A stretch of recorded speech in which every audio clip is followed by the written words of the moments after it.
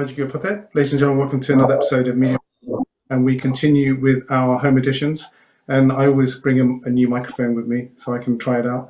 And this is one of my latest ones. But it's really good also to get fantastic guests. And I'm so proud of these two individuals. They're known as the brothers. I will let them introduce themselves.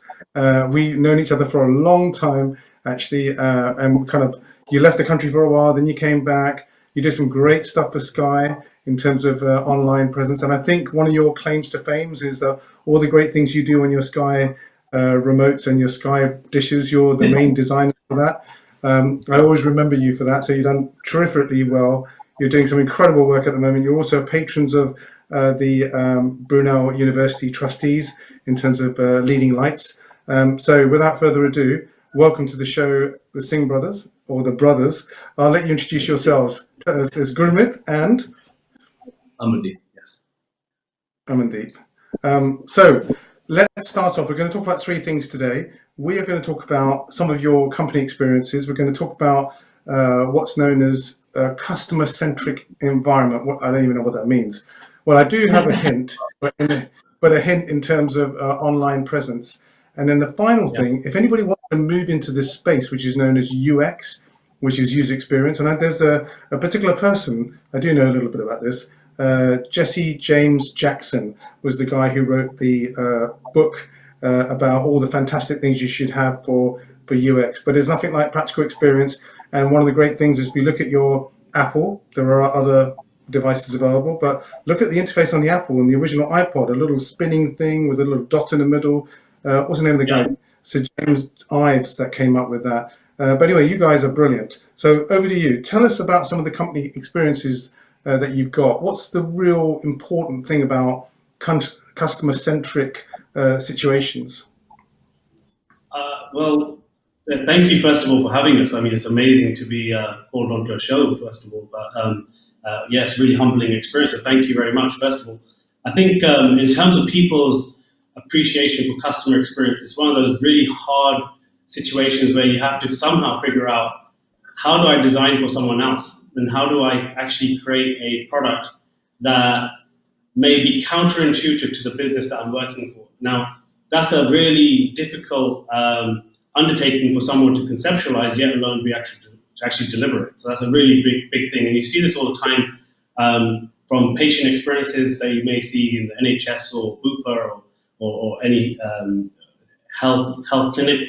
But also when it comes into consumer goods, like, I don't know, let's say your Sky Q box at home, or even a government digital service. So why did we make this step? Why does it even exist? What's the importance of rethinking from a customer's perspective? I think it's about the maturity of these organizations, whether these organizations can actually have the capability to think for themselves. I think there's a struggle that these organizations face every day, which is, how do we stay relevant? And when you want to stay relevant, the only way to be relevant is to understand the component parts that your customers or your audience are associating with. And I think this is where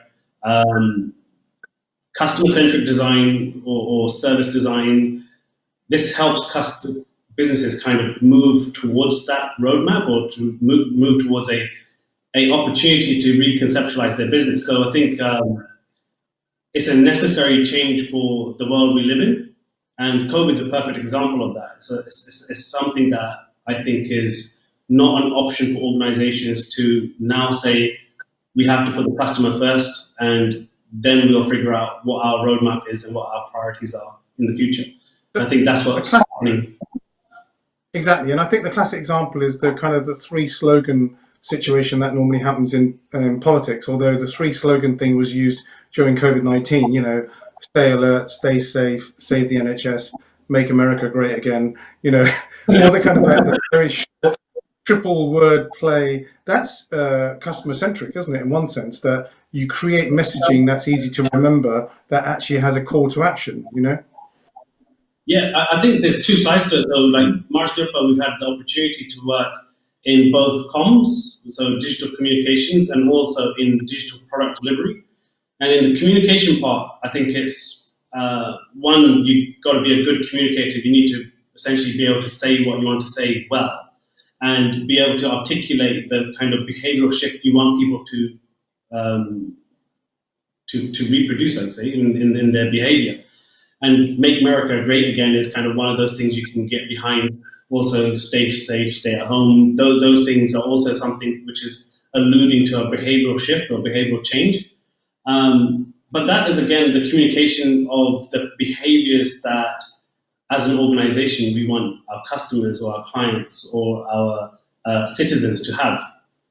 But when you're actually creating a product for someone, there's a shift that you're helping to take place. So an example is, I remember there was a designer who was asked in in Brazil, sorry, we have a problem in our country, which is drivers keep hitting each other. So like, okay, why are you talking to me? Why do you ask the car manufacturers to fix this? And they said, we've asked the car manufacturers and they don't know how to fix this. So the question then came is, how do we look at it from a driver's perspective? How would we change this so that drivers become more aware about their environment, but also being safe on the road? And it was such a simple change. The change was as simple as the moment you take your foot off the accelerator, the brake lights come on. That was it. It gave the driver behind you a very small amount of time, an additional amount of time to realize that the car in front of you is slowing down. But that was a designer who went out into the real world, started to observe the behaviors that were taking place, started to calculate that. So it's not just saying, okay, this is what I think and I hypothesized it, but actually calculating it and saying, actually, in reality, if I gave someone this much more time, whether it's a couple of microseconds or maybe 1 or 2 seconds, that would change the amount of impact. So design does help change things, but there's two parts to it, the communication part, but also the actual product delivery. What do you think of this technology known as nudging? So a nudge would be, for example, you go to a supermarket, you have to put a pound in or a particular quarter or whatever it is you've got to get your trolley, and you are kind of in one way you've invested in that. Then you do your shopping and you put your shopping in your car, if you've got a car, and then you basically have to take the trolley back to get your money back. So this is kind of a little bit of a nudge, kind of a subtlety to get you to do something. What's your view of that? Is that good? Are there other more genuine ways of doing that? So that's a great problem to start to solve, really. So that example is something that we've come accustomed to. So we call that a sort of a convention, that people are just used to this idea that as soon as you come up to a superstore, you go ahead and put your pound in, and they know that the reason for it is so that you don't potentially go ahead and take it away. They want you to go back and put it in because otherwise you won't get your pound back. But that is a good example where the business has said that this is what we want. This is how we're going to save the investment we have with our trolleys. We're going to let people use them, and we've created quite a problematic way, or not a necessary user-centric way, of us being able to allow people to use a trolley or a collection device to go ahead and gather your food or your items safely and then transport it to, as you said, either a car, or it might be the fact that you might live quite close to home, so you might want to take it straight there and bring it back. But that is quite a convoluted way of being able to solve that certain problem. So another way of looking at that could be the fact that you go ahead and you take that same trolley, you don't have to necessarily pay for it.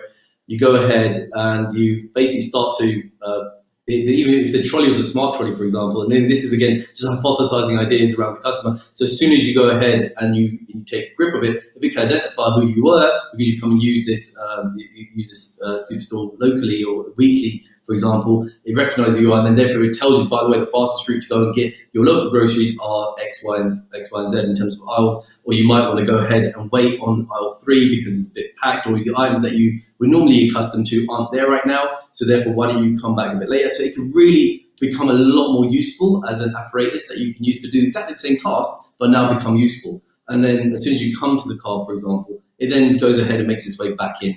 All those technologies are there for us to take advantage of and enable us to use a lot more of an environmental, optimized customer experience, which then becomes, and if anyone was to take that on, for example, if it weighed up into the revenue, it'll become a key differentiator. So that's the first thing that you'll probably start to hear people talk about in advertising, saying that, oh, by the way, we have this amazing technology in terms of a high-tech store that really looks after your needs, and by the way, this is a great example of that. And that becomes a differentiator. So then people that feel as if actually, if you maybe have a disability, for example, you may be using a wheelchair, that becomes a really meaningful experience, that even though that store may be charging slightly more for their produce, but you've now helped them in that particular scenario, they may choose to go to that particular store than someone else. So design is often used to leverage a differentiator in the experience that then ultimately can allow you to either pay more or also have a lot more of an imposing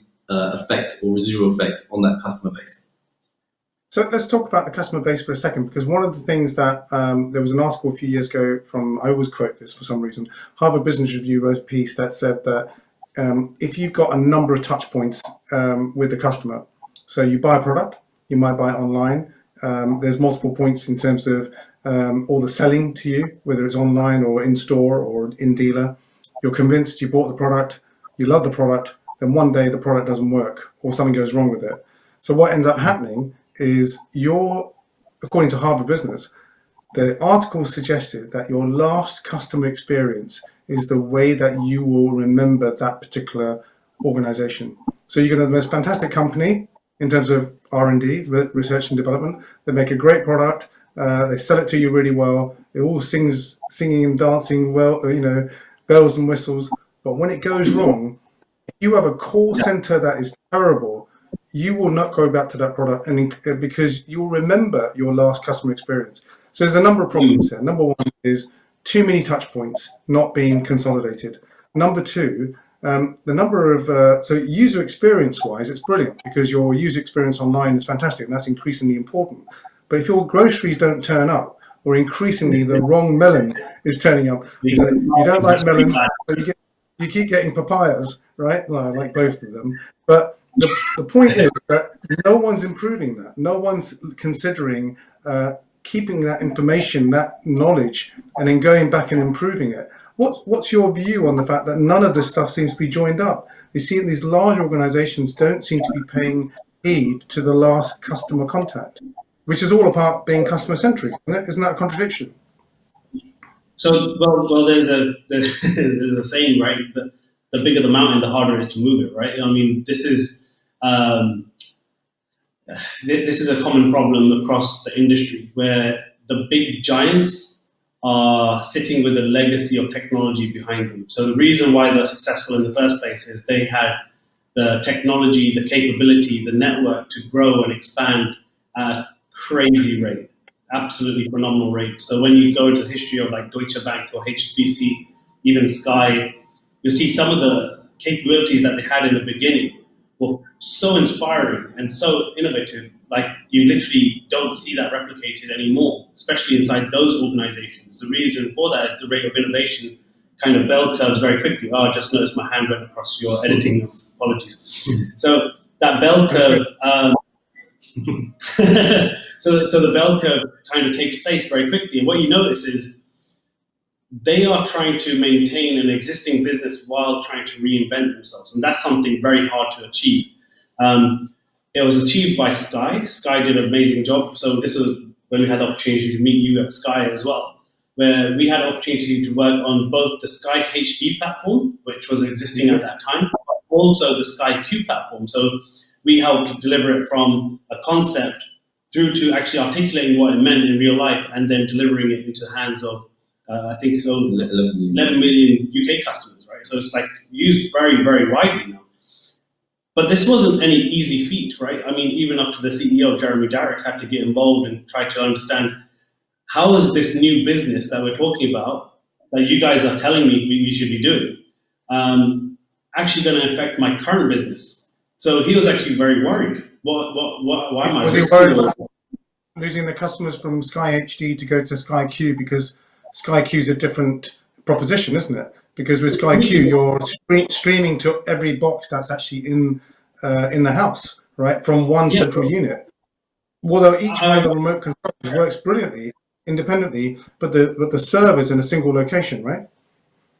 I think I got a lot of respect for Jeremy because he took the initiative to say, actually, in reality, in the last 13 years, once we released the Sky HD box, all we've really been doing is hardware improvements. We made the box a little bit faster. We gave you an extra terabyte of hard drive space. Wow, fantastic. We now run out of ideas of how to innovate. Very likely Virgin will take us or someone else will take us, Amazon, Apple. So these disruptors were coming into market. But in order for him to do what you're saying, of bringing a holistic, connective experience, he had to create a new business entirely. So we created a new, well, I didn't, but he created a new building called Sky 4. And inside that building, none of the current Sky employees were allowed in there, period. You're not allowed in. New guys are going to come in and rethink our entire business proposition. And only after a year of us working on that proposition, getting up to a mature state that he himself has reviewed, we have also reviewed with customers and clients. So we had a massive amount of research undertaken during that phase. Only then did he make the switch to say, actually now, you guys have got far enough to get the subject matters in. So I'm going to now merge you with the current business. So he then brought in the business folks who were working on Sky HD into Sky Q to help define the business proposition part or element of the whole operating system. So it's a shift that companies are doing at different varied scales. So you can see broadcasts are moving down this path because they're getting, I'd be honest, shoved down their throat. The fact that Amazon launching live TV, along with Netflix launching, I think, is it Netflix? Netflix also considering launching live TV. These players that will, video on demand players moving into live streaming services worries a lot of broadcasters. So they're moving fast. Other areas like banks, they've had competition like the Monzos, the Revoluts for a while. They're not moving very quickly, but would you move, say, 500,000 to £2 or £3 million into a Revolut account, or would you keep it with a bank that's been around for 40 years? So they have a different problem, but they still recognize the need for this. I think the value is now knowing if you talk to the audience, and if we were to say you are now in an IT field or you're in a technology field whatsoever, are you now going to consider user experience or a customer lens on the type of studying that you're going to take in your education? I think it's imperative. By the time you get to outside of your degree, there'll probably be jobs that are far-reaching what we have experienced already. I remember when we were at Brunel, I started my degree hoping to become a 3D animator or a broadcaster or something. This job didn't exist. There was no concept of user experience. It didn't exist. I kind of stumbled across it by Amelie's friend. So it was just pure serendipitous. So I think customers are ready for customer experience that will make them shift away from their current patterns. Businesses understand the value. They're also going up to the point of hiring a design chief design officer. Some of them have. So it's up to the kind of echelons of the business organizations.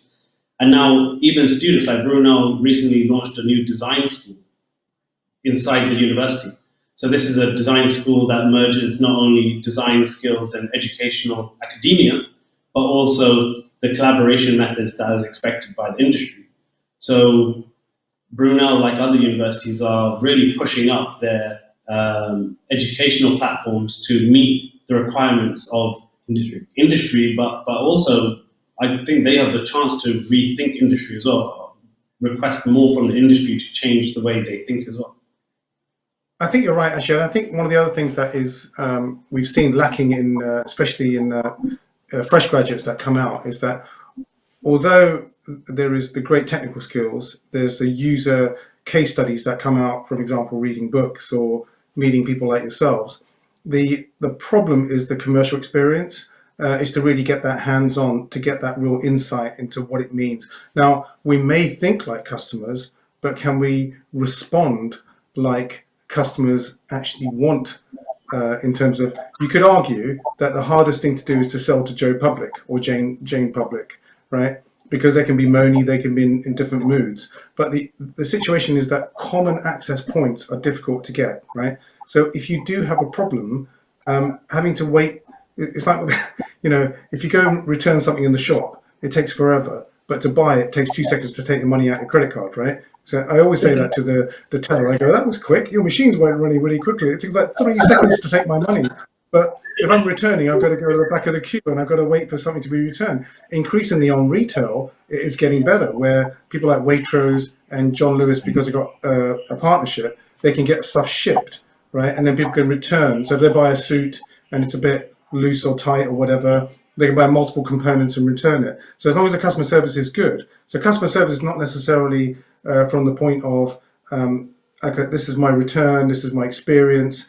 From the service side of it, the purchasing side seems to be pretty good. It seems to be moving in the right direction. But the other part of it, which is, I mean, also has an underlying element in terms of data as well. When you look at the frequency, the way that you change your strategy, the way that you actually look and see what the behavior is of that customer service, and then you put that back into the user design piece, that seems to be the hardest piece. So my points are really more about getting that commercial experience to tomorrow's graduates is the hardest piece, because although ironically they are customers, they're not thinking like what they want out of the system, right? Because you're having to do research to get there. Let's move on to, we got a few minutes left. I'm really interested in your view about if somebody wanted to move into this Jesse James Jackson's area, or Jesse James Garrett, I think his name is. I love that name. Jesse James Garrett, isn't it? I've got the book somewhere behind me. And so, what advice would you give to graduates of tomorrow? We've got a few minutes left, about getting better experience in terms of do they go online? Do they look at systems? Do they read particular case studies? Are there particular websites that are good to look at in terms of being able to get that insight into good design? So I think we'll probably both tackle this one, which is essentially one of the schools of thought that we really appreciate is a company called IDEO. And IDEO have now also got some online courses in regards to understanding right from the inception of, if you ever wanted to think about UCD or something also CX, which is customer experience, as well as user-centered experience, user-centered design, you would actually encourage you to maybe look at that as a starting point to really see if that's something that is something you're going to be passionate about. Something in terms of this particular discipline, it really takes a person that's going to have empathy for not necessarily what even just the client thinks or the business thinks. Is actually someone that has a mindset of what does humanity think around this particular design problem. So someone that really appreciates the fact that they see a particular problem and they feel as if design can be a part of that solution to make it better, would be something from a mindset perspective of someone that could potentially really benefit and thrive within inside of a user-centered design process and really contribute to creating solutions that are going to really be work first time based upon evidence and data towards what's been achieved within inside of previous research that may have happened to go ahead and conduct a particular case study. So someone that's really empathized with users on a day-to-day basis would be someone that would really benefit from UCD. And IDEO would be a great position to go ahead or a place to go maybe look at first as a start point. For me, I'd say I'd rather speak to the parents to really understand that you don't think design is a waste of time industry to get your children involved in. Simply put, because as a kind of Sikh community, we haven't uncovered design. We've actually come into the industry and people are like, how is a Sikh a designer? They're just like, they don't care about design. These guys don't. But in reality, there's so much that you can uncover in design, from being able to simply justify a behavioral trait that's existing inside a customer or a group of people, all the way through to shifting the entire business to respect that and change the way they do business for that group. Now that's something that is humbling at every level, right? It changes the way you appreciate how business is done. It changes the way that you think you have quite a lot of power to enable a group or a community of people. So I'd say to parents, really be a bit broader thinking, or accept the concept that technology, you don't have to sit behind a computer to invent technology. You can be a designer outside of the scope of actually building computers towards actually designing what that concept or future experience could be. So I'd say it's not only Absolutely. So looking about it. Sorry, go ahead. Yeah, so I was going to say, just to kind of summarize, is that looking at the design experience, looking at, I guess, people talk about, journey maps and even this new role that people are talking about, which is like a journey manager that really kind of, considers all the different aspects of the intersection points. Where does a particular inflection point take place when somebody makes a decision to buy something, rather than just a, hey, you should buy, which is a call to action. It's more about, well, I'm going to continue to do this, and as you said, the importance of data is very good there. Well, we're going to have to leave it there because we're at 24 minutes, and it's been great having your company this time. So wonderful to meet you after ages. So good to catch up, and it's so great that you took time out of your busy diary with being, trustees of universities and leaders in the field. And wow, what an incredible claim to fame about working with Sky. I was always impressed when I first met you that you were the main designers of some of those incredible interfaces, and also some great leading work you're doing with banks. And by the way, the motor industry's got a lot to learn as well. By the way, I think there's a lot of human machine design stuff that needs to come into play. But we'll leave it there, and I'd say thank you so much. We'll see you soon. Let's keep in touch. And we're going to come back and tell us about some of your projects in more detail, yeah?